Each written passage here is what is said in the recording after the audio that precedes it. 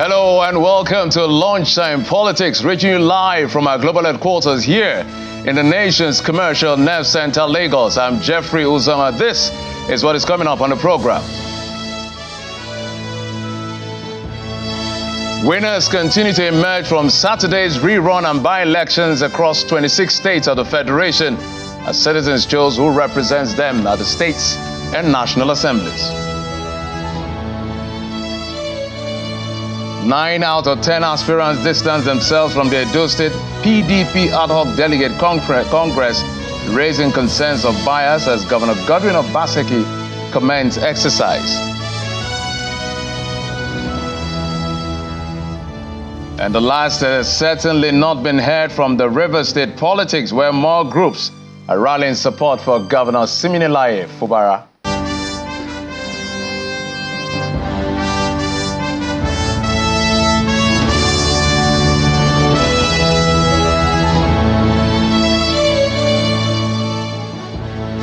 Thanks again for joining us on the program. We kick off the tracking of the polity from an eventful weekend of politics, where citizens showed up at almost 9,000 polling units across 26 states for the rerun and by-elections to choose who represents them at the states and national assemblies.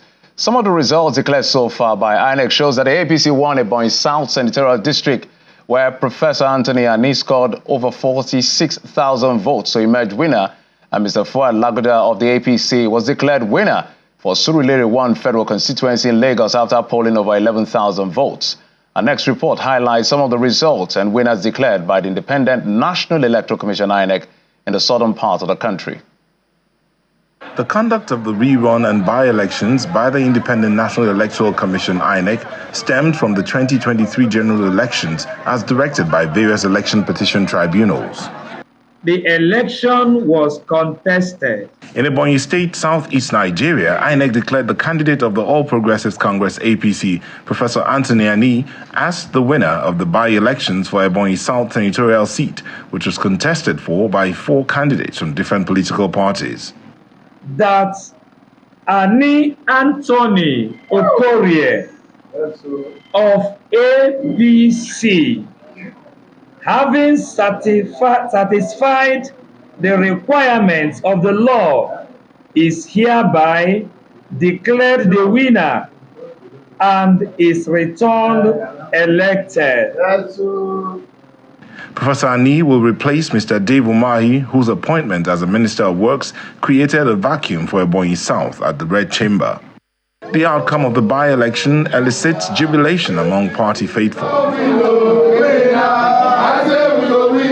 Definitely is going to do very well, more particularly in the area of education. You know, those are priority areas of our governor. So you don't expect anything less than making sure that, yes, he joined forces with the governor. Elsewhere in Anambra State, also in the southeast, the candidate of the Young People's Party, YPP, Mr. Peter Uzokwe, scaled through a keenly contested rerun election for Nnewi North, Nnewi South, and Ekusigo Federal Constituency. They should expect many goodies, dividend of democracy, because the person that is sending me is passionate about the grassroots. In the same state, INEC declared Mrs. Chinwe Nwabife, also of the YPP, as winner of the rerun election held in Nanka Ward 1 to represent Urumba North and South Federal Constituency. In neighboring Delta State, Blessed Achoja of the All Progressives Congress emerged winner of the rerun election conducted for the Ethiop West State constituency. Achoja polled 6,462 votes to beat Mr. Chris Onogba of the People's Democratic Party, who had 5,057 votes. Anthony Alakbala of the All Progressives Congress also won the Burutu North State constituency rerun election with 7,728 votes to defeat the People's Democratic Party's candidate Asukba Foteta, who scored 6,616 votes. In Ondo State, southwest Nigeria, Ifeoluwa Ehindero of the APC emerged winner of the Akoko Northeast and Akoko Northwest federal constituency by-elections. The APC candidate polled 35,504 votes to defeat his closest rival, Bada Olalekon of the People's Democratic Party, who had 15,328 votes. The Akoko Northeast and Akoko Northwest federal constituency became vacant in 2023 after the former legislator Olubunmi Tunji-Ojo resigned following his appointment as Minister of Interior. In Oyo State, the rerun for the Shaki West State constituency took place in 2 wards in Odo-Osun and Obalanja amidst tight security. But it was Ibrahim Shitu of the APC who was declared winner by the Independent National Electoral Commission in what was apparently a close race between the APC and the PDP candidates. That speaks a lot that people actually want me, and then I'm very grateful, and then I'm going to promise them I'm not going to disappoint them by God's grace. The rerun and by-elections conducted across the country might have put to rest the election cycle for the 2023 general elections. It is now left for the winners to translate these mandates into meaningful representation.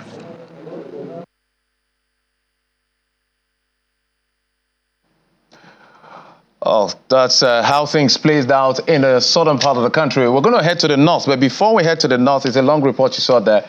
I'm being joined by our guest right here in our Lagos studio. He's one of those that was declared winner in Saturday's by-election specifically for Surulere Federal Constituency 1. He's the gentleman that will be taking the place of the now Chief of Staff, former Speaker of the House of Representatives, Mr. Femi Gbajabiamila. I'm being joined in the Lagos studio by Mr. Fuad Lagoda, who joins us right here. Thank you so much for coming on the program. Thank you very much. Good afternoon. I think the first thing to say is congratulations to you. Thank you very much. Does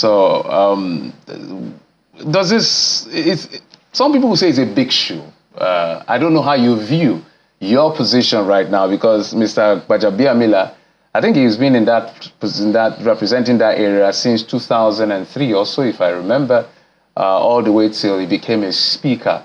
Do you feel any kind of pressure now that you'll be representing that senatorial federal constituency in the House of Representatives? Yeah,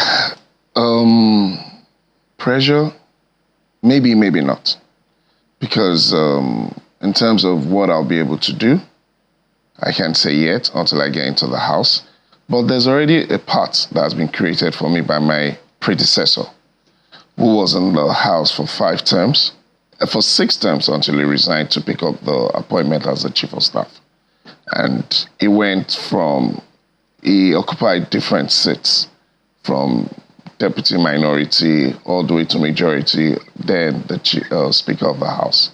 In terms of pressure from expectations of people of my constituency, yes, there will be pressure. But the truth is, we have to view it from the part that it takes time for one to get. An ordinary member is different from a principal member. That it takes time is a luxury you may not be able to afford, because the way things are in the country, a lot of people want political leaders like you to fix things as quickly as possible. But you mentioned the fact that one of the pressures you feel expectedly is from your constituency. Are there specific things you're talking about when you said that? Yes. Like I said earlier also when I was saying, I said a path has been created. So even if it takes time, it will be easier for me because a path has been created by my predecessor. He has been able to bring dividends of democracy to the constituency in the past few years. And talking about expectations of people, I don't know when last you've been in Sule. All basic amenities that you could think of, from roads, drainages, streetlights, hospitals, school buildings, ICT centers, everything you could think of, up to human development, has already been done. So people are expectant. People are waiting, and it's been done in a sequence that it's turn by turn. So people that have not gotten to their turn, those are the people that will give me that pressure. Those are the people that will be expecting that, well, if Right Honorable Femi Gbajabiamila stops here, and one of our campaign team was that, it's going to be a continuity. So is that level of continuity? It's definitely going to be continuity. But it's that level of continuity that I cannot ascertain at the moment. So what differently are you bringing to the table? I know you have a background in economics, and you've been, I think, a local government chairman, from my understanding. No. Yeah. I had a background in economics. Yeah. I was a tax administrator for 21 years. Okay. Along the line, I became the party chairman Okay. For the local government. Okay, party chairman for party the local chairman government. for the So local what government. is Mr. Lagoda bringing to the table different from all? I know that you say it's a continuity, but in specific, because people are going to keep out their KPIs for you and say key performance indicators, what exactly are we going to measure your after 4 years, at least for a first term, if you choose to continue? What should they be saying after 4 years? Hold me responsible for this in Surulere Federal Constituency 1. We're going to set the target. No, I'm sure you had an agenda and manifesto. Yeah, there's an agenda, there's a manifesto. That's exactly what I'm asking. One of my things that I said was I'm going to be the link between the old and young, between the youths and the and everyone else. There's going to be a thing that what I'm bringing in difference is I'm closer to the younger generation in terms of age and in terms of everything. So there's going to be a thing that we would always interact. I would always come back home, feel the pulse of my people, know what they want, set a target, and hit it. It's going to be a continual, going concern. It's not just going to stop that, okay, this is my target, and it's going to be rigid. Mr. Lagoda, you're not telling me anything specific. I don't know whether you're trying to be diplomatic or trying to just say, Jeff, calm down, we're just getting started. What exactly is going on? Jeff should calm down. Because maybe Jeff should calm down. Hold on, because you're going into the House and you had an agenda called a manifesto. You're going to be sponsoring bills because you have a tripartite responsibility of representation, legislation, and oversight. So the oversight, they will put you whatever is convenient, but at least the legislation, there are things you want to sponsor that may be specifically targeted at Surulere or Nigeria. I don't know. Those are the specific. Those are the things we can hold you by and say, Mr. Lagoda, you say you will do this, but at the end of the day, we didn't see you do it. So those are the specifics I'm asking for. I'm going to move bills. I have the intention of moving bills that would improve my constituency and nation in general. Talking about touching things on taxation, which, taxation it's a way of spreading wealth and spreading around. Move things on development, move things on human, this thing. When I go like this thing, going concern, it can't just stop at a certain place. It's something that at the heat of the moment, things that will move us forward. Feeling the pulse of the people and reciprocating immediately towards them. So it's like an on-time thing. Okay. That is what I'm looking at. And when the times are right, we would, like you said, a KPI is not stagnant. It's something that gets built along the way.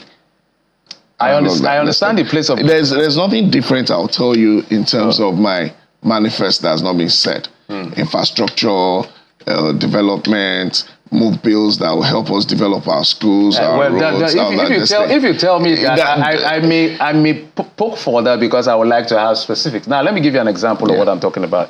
You have a background in economics. You were a tax officer for many years, and you were a local government party chairman. So you've seen the entire spectrum, literally. And one of the concerns people have, this is not unique to Surulere, but let's posit it in Surulere, multiple taxation. I know the federal government is doing something about it.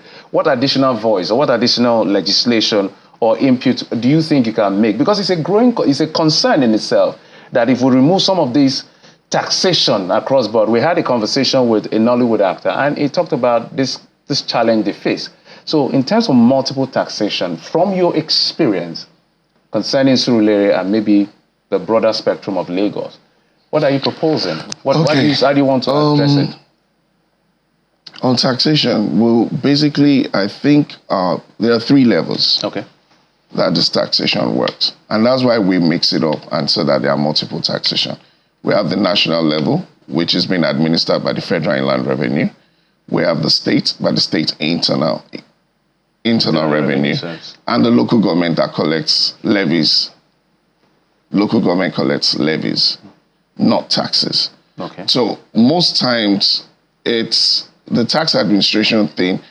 I won't agree with you that it's multiple taxation as such, but it's for the taxpayers, so to say, or the people that don't know where they fall or what they're supposed to do. So there's no ignorance. You're blaming it on the ignorance of the people, not on the people who are perpetrating this quote-unquote multiple taxation. Is that what you're saying? It's a dual thing. Okay. I won't blame one part of this thing. Maybe also we'll say that the tax administrators are not doing enough reach out in educating people. But I worked in Lagos State Internal Revenue for 13 years, and at the time that I was working there, I know we did a lot of publicity in terms of tax that are collectible. During that time, a lot of taxes were even merged together that gave birth to agencies, so that it could be a one-stop shop instead of having to pay at different levels. So what I'm just trying to say is that we need to know, we taxpayers need to know what is accruable to us. Not just that we'll come out and say, I'm paying taxes here, I'm paying taxes here. We've seen instances, I've had a situation whereby friends call me and go like, I was told to pay this. And by the time we'll find out that it's not legit. Just a last question for as we begin to wrap up on this particular one. Let's talk about the Lute injection substation, where they are parts of Surulere. I know there have been improvement, but in terms of those power injections that they're talking about, there are places like Ishagaoko and all of these places that sometimes they're raising concern about the level of power supply. Is there anything you're going to do differently to improve or talk with the executive, because that's not your job exactly, to help improve power supply? At the moment, I know that my predecessor brought in a 20 kVA power station into Surulere, I think somewhere off Rando. And I know on that being commissioned, it will solve a whole lot of things around Surulere. All right, Mr. Fuad Lagoda, I most appreciate you for coming. Of course, in a moment, I'm sure they are going to give you a certificate of return and you'll be sworn in. And then we'll have more questions for you. We're going to be checking in to make sure that the things you promise, we'll pick up your manifesto and ask the question. But we must congratulate you and wish you well as you head to Abuja for the National Assembly. Thank you for coming on the program. Thank you very much. Thank you for having me. All right. Is the member that will be taking the place of Mr. Femi Gbajabiamila in the House of Representatives for Surulere 1 Federal Constituency. When I come back, we'll switch gears and yet talk with another. But let's go for on this break. We'll be right back.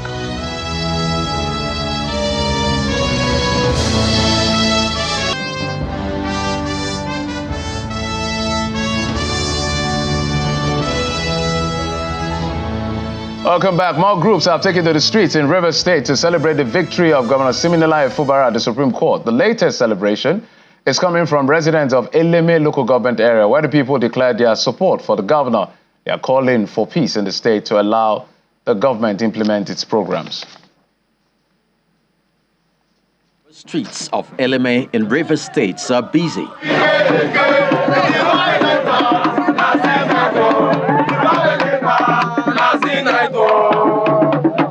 Residents from across the 10 political wards in the local government area take to the street in a solidarity march with the state governor, Mr. Siminalayi Fubara.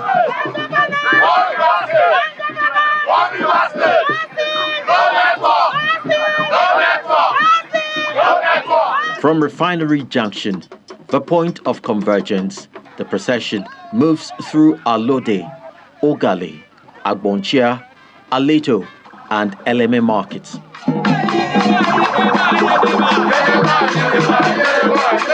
You see the crowd. It's a clear indication that Eleme are in support of His Excellency.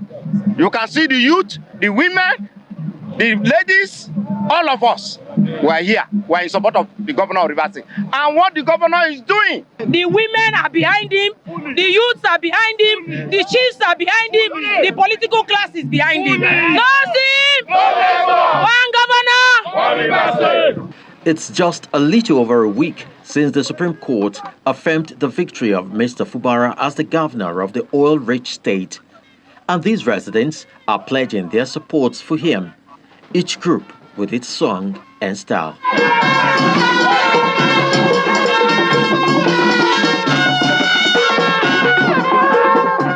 We have stamped our feet to show our solidarity and support, and we are asking that everybody should give their support to His Excellency, the Governor of Rivers State.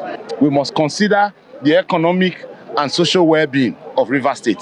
Therefore, We must give the governor a chance to do that which he knows how to do for Rivers people. We need peace in Rivers State, progress, we need development. The only way Rivers State can move forward is when there's peace. Rallies like this are common during election campaign, but they've become common sight in Rivers State in recent time, particularly in the wake of the political tension in the state.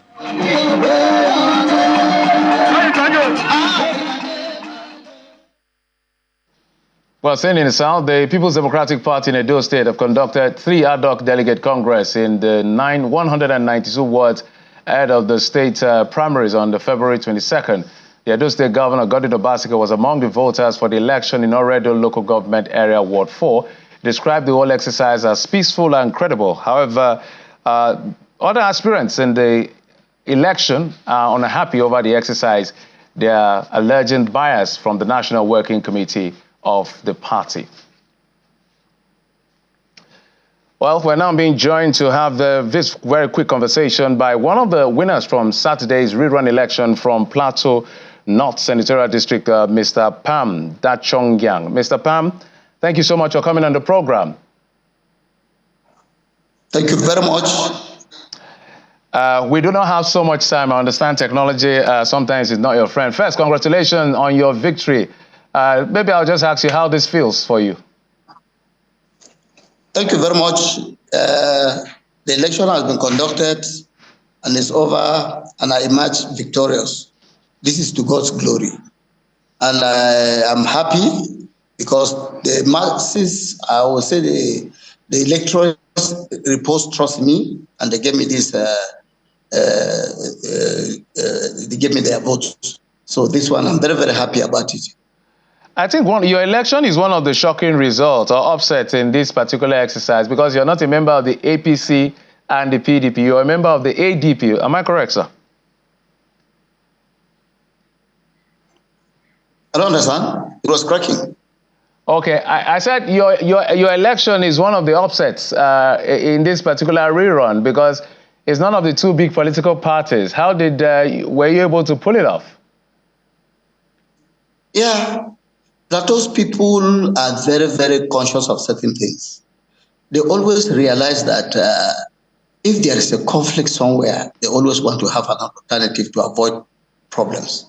My victory is not because of a big party issue, but they just felt that to avoid confrontations and problems, we have to go to a party that we feel there will be no much problem. So they reposed that trust in me and gave me the vote. In fact, this is a entire Plateau State voice, not a party challenge or whatever. So I give God the glory for giving me this opportunity. So a quick one, because we don't have so much time. What exactly are you bringing to the table? I have a couple of questions for you, but I understand we don't have so much time. What is Mr. Pam Dachongyang bringing to the table? Plateau is being plagued by the level of insecurity we've not seen in a long while, from December to January. So I want to guess that will be a direction. What bills do you think you will be sponsoring at the National Assembly to bring peace to the Plateau? Yeah, first I will sit down, find out how it works. Secondly, I will quickly see where certain things that are involved to peace, reconciliation, and peaceful coexistence are there. Truly speaking, I'm from a very large tribe in the state, and I felt it would not be wise that such things should occur. Plateau State is home of peace and tourism, and we want to keep to that ethics. I will try my best in whatever way to have a very good relationship with my governor, all elected members from within my zone, to see that this thing comes to an end. So the question will be: there are other senators in the state from the APC. How do you intend to work with them to come up with one Plateau at the National Assembly, so that that's what the people are seeing and can enjoy without having this political divide? You're correct. I'm from a different party. The major party in the state is PDP. I'm from a minority party, and then APC had 2 senators. All these ones have nothing to do with the peaceful, to have problems in the state. All we are going to work together to see that we keep ourselves in the right thing. Every individual, particularly if you are elected or whatever, our major concern is to see that Plateau State stands strong and better. We are not supposed to have what we call rancor, arguments, or fights. No, this is not a political issue, but this is about peace for the state. And that is what I want to make sure I have a good synergy with the other political parties that are already in place. I must thank you for finding time to come on the program. Thank you so much. Senator-elect, that's what it is now. Senator-elect Pam Dachong-Yang who will be representing Plateau North Senatorial District in the National Assembly. Thank you for coming on the program. Thank you very much, sir. And that's it on the program. Thank you so much for your time and, of course, your usual company. I'm Jeffrey Uzoma. You've been served on Lunchtime Politics. Have a good day.